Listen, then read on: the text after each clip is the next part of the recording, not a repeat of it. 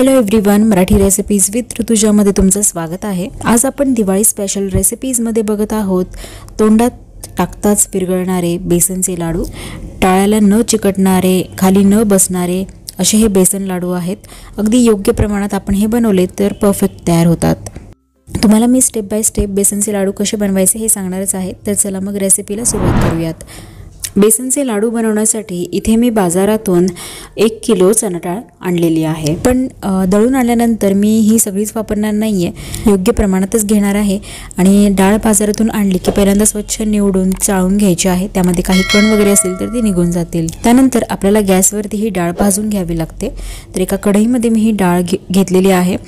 मध्यम ते मंद आचेवरती आपल्याला ही सतत हलवत एक 10 ते 12 मिनिटं तरी भाजून घ्यायची आहे। हलकासा कलर चेंज होऊ द्यायचा आहे आणि मग गिरणीतून दळून आणायची आहे। एकदम बारीक पण नाही, पण रवा टेक्स्चर असणारे बेसन तयार करून आणायचे आहे गिरणीतून। आणि नंतर मग आपल्याला ही चाळून घ्यायची आहे। चाळून घेतली म्हणजे यामध्ये काही गुठळ्या असतील किंवा खडे वगैरे असतील तर ते येणार नाहीत। मेन म्हणजे डाळ भाजताना ती जास्त पण लालसर कलरवर येईपर्यंत भाजून घेऊ नका। आता आज मी लाडू बनवायला आणलेल्या पिठामधून फक्त 3 ग्लास पीठ इथे वापरणार आहे। दाबून दाबून असे मी बेसनचे 3 ग्लास भरून घेतलेले आहेत आणि या प्रमाणामध्ये साधारण मध्यम आकाराचे 35 लाडू तयार होतात। त्याच्यानंतर 3 ग्लासाला मी इथे 2 ग्लास पिठी साखर वापरलेली आहे। पिठी साखर पण आपल्याला चाळून घ्यायची आहे, कारण यामध्ये गुठळ्या बऱ्याच असतात। आणि जर साजूक तुपाचं प्रमाण म्हटलं तर तुमच्याकडे जर मेजरिंग कप असेल तर त्यांनी आपल्याला 1.5 कप तरी तूप लागणार आहे। साजूक तूप घ्यायचं आहे। आणि वजनी प्रमाणात म्हटलात तर साधारण 200 ते 250 ग्रॅम तूप लागेल। आणि तसेच लाडूमध्ये टाकण्यासाठी आवडीप्रमाणे बेदाणे, काजूचे काप आणि चारोळी घेतलेले आहे। प्रमाणे असं तुम्ही कमी जास्त ठेवू शकता। आणि त्यानंतर एक मोठा चमचा वेलची पूड। तर बस हेच साहित्य लागणार आहे आपल्याला। तर आता आपण बेसन भाजून घेऊयात। त्यासाठी गॅसवरती आपल्याला एक जाड बुडाची आणि खोलगट अशी कढई ठेवायची आहे। कढईमध्ये सगळं तूप न घालता थोडं थोडं तूप घालत आपल्याला बेसन भाजून घ्यायचं आहे। तर सुरुवातीला मी साधारण 3-4 चमचे तूप इथे टाकलं असेल। तूप गरम झालं की यामध्ये आपण हे जे बेसन घेतलेलं आहे ते सगळं घालून घेऊयात। तुमची कढई जर छोटी असेल तर तुम्ही बेसन बॅचेसमध्ये भाजून घेतलं तरी चालेल। आता पहिल्यांदा आपल्याला तूप सगळं न टाकता असं थोडं तूप घेऊन कोरडंच भाजून घ्यायचं आहे। आणि लो फ्लेमवरतीच आपल्याला हे बेसन भाजून घ्यावं लागेल। तुम्ही जर गॅसची फ्लेम इथे हाय ठेवली, मोठ्या आचेवरती बेसन भाजायला गेलात तर थोड्या वेळाने ते करपण्याची शक्यता असते। म्हणून लाडूसाठी बेसन भाजताना नेहमी मंद आचेवरच भाजावे। तर आता इथे कोरडं भाजून मला साधारण 3 ते 4 मिनिटं झालेली आहेत। आता इथे मी चमचाभर तूप घातलेलं आहे। तर असं आपल्याला थोडं थोडं तूप यामध्ये टाकत जायचं आहे आणि बेसन भाजून घ्यायचं आहे।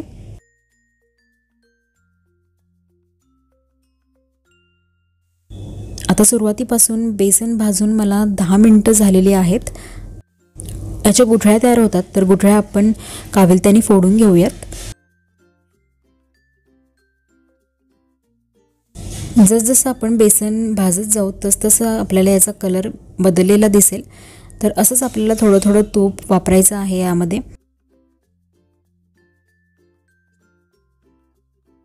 सुरुवातीपासून मला इथे 20 मिनिटं तरी झालेली आहेत आणि बेसन तुम्ही पाहू शकता की सैल झालेला आहे। बेसन परफेक्ट भाजलं गेले की नाही हे पाहण्यासाठी असं काविलत्यावरती हे मिश्रण घ्यायचं। जर ते अलगद पडत असेल याचा अर्थ बेसन परफेक्टली म्हणजेच पूर्णपणे नीट भाजलं गेलेलं आहे। मिश्रणाचा कलरही बदललेला आहे। आता टोटल मला 25 ते 27 मिनिटं लागलेली आहेत। बेसन पूर्णपणे भाजून तयार आहे। आता सगळ्यात शेवटी आपण यावरती पाण्याचा एक हबका मारणार आहोत। तर ते का? कारण याने बेसनचे लाडू एकदम रवाळ दाणेदार असे तयार होतात। त्यामुळे दुधाचा किंवा पाण्याचा हबका मारा आणि हबका मारल्यानंतर फक्त मॉइश्चर यामधलं जाऊ द्या आणि लगेचच एका परातीमध्ये काढून घ्या किंवा ताटामध्ये काढून घ्या, कारण कढईचं टेम्परेचर थोडं हाय असतं। तुम्ही जर असंच गॅसवरती ठेवलं तर जे आपण बेसन भाजलं आहे त्याचा कलर चेंज होऊ शकतो, थोडंसं ते करपू शकतं। आणि त्यानंतर मग आपल्याला मिश्रण थंड होऊ द्यायचं आहे। अर्धा ते पाऊण तास झाल्यानंतर हे मिश्रण मी इथे काविलताने मिक्स करून घेते। जर तुम्ही गरम मिश्रणामध्ये पिठी साखर टाकली तर त्याचे एकदम पाणी तयार होईल आणि लाडू कडक बनतील, शिवाय कन्सिस्टन्सी पण जुळून येणार नाही। त्यामुळे मिश्रण अगदी हलकंसं कोमट किंवा थंड झाल्यावरच यामध्ये पिठी साखर टाकायची आहे। तर त्यानंतर मी इथे 1 चमचा जी वेलची पूड घेतलेली ती टाकली आणि आपल्याला यामध्ये पिठी साखर घालायची आहे। त्याचबरोबर जे ड्रायफ्रूट्स घेतलेले होते ना ते सुद्धा घालायचे आहेत। तर ड्रायफ्रूट्स तुम्ही इथे हलकेसे तुपावरती भाजून सुद्धा टाकू शकता, पण मी इथे असेच वापरते आहे। आता जे काही आपण साहित्य घेतलेलं होतं ते सगळं यामध्ये घातलेलं आहे। तर हाताचा वापर करून आपल्याला हे मिक्स करायचं आहे। हात पहिल्यांदा स्वच्छ धुवून घ्या आणि त्यानंतर दोन्ही हाताने आपण हे मिक्स करून घेणार आहोत। असे एकमेकांवरती चोळून घ्यायचं आहे, म्हणजे काही गुठळ्या वगैरे असतील तर त्या आपण फोडून घ्यायच्यात हाताने। आणि मग मिश्रण तुम्ही हे मळून घेतलं ना हाताने तरी चालेल। आणि मिश्रण मिक्स केल्यानंतर एकसंध केल्यानंतर आपण आता याचे लाडू वळून घेऊयात। तर छोट्या आकाराचे लाडू तयार करायचे आहेत आणि पटकन वळले जातात। याला काही जास्त कष्ट घ्यायला लागत नाहीत, फक्त बेसन भाजतानाच आपल्याला थोडेसे कष्ट लागतात। अशा पद्धतीने थोडीशी फिनिशिंग द्यायची आहे, म्हणजे यावरती एक ग्लेज चकाकी येते आणि वरती मी पिस्त्याचा काप लावलेला आहे, जेणेकरून लाडू आपला सुंदर दिसेल। तर बघा हाताने लगेचच आपल्याला हे वळता येत आहेत। तुपाचं साखरेचं प्रमाण अगदी परफेक्ट झालेलं आहे आणि बेसन पण आपण व्यवस्थित भाजून घेतलेलं होतं। तर अशा एक एक करत मी आता प्लेटमध्ये ठेवत जाते आणि तुम्ही बघू शकता की अजिबात लाडू खाली बसलेले नाही आहेत आणि त्याचबरोबर आपल्या लाडूंना एक छान चकाकीसुद्धा आलेली आहे। हवाबंद डब्यामध्ये तुम्ही महिनाभर स्टोर करून ठेवू शकता। थोड्या वेळाने जर तुम्हाला वाटलं की लाडू खाली बसतायत तर एक अर्धा ते 1 तास होऊन द्या आणि त्यानंतर परत लाडू वळून घ्या। थंडीचे दिवस असल्यामुळे हे थोडेसे कडक होतात।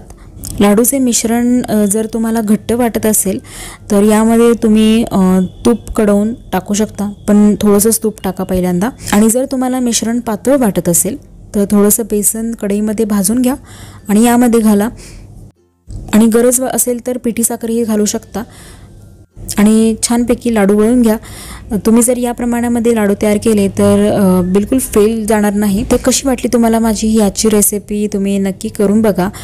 रेसिपी आवडली असल्यास लाईक आणि शेअर करा, चॅनलला सबस्क्राईब करा। भेटूयात आपण नवीन व्हिडिओसोबत। Till then take care, bye bye.